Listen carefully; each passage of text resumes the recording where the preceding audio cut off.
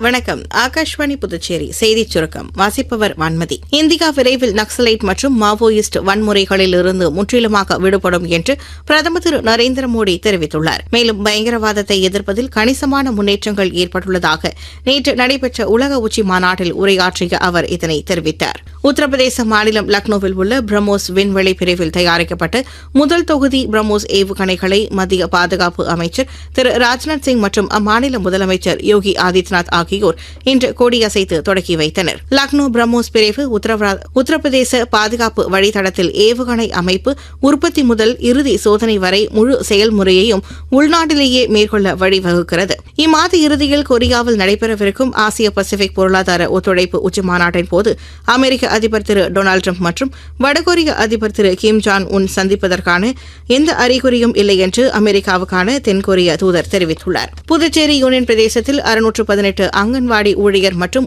ஏற்கனவே வெளியிடப்பட்ட அறிவிக்கை தொழில்நுட்ப காரணங்களால் ரத்து செய்யப்படுவதாகவும் புதிய விண்ணப்பங்களை வரவேற்று விரைவிலேயே மீண்டும் அறிவிக்கை வெளியிடப்படும் என்றும் மகளிர் மற்றும் குழந்தைகள் மேம்பாட்டுத்துறை அறிவித்துள்ளது. ஏற்கனவே விண்ணப்பித்தவர்கள் மீண்டும் விண்ணப்பிக்க தேவை இருக்கும் என்றும் தெரிவிக்கப்பட்டுள்ளது.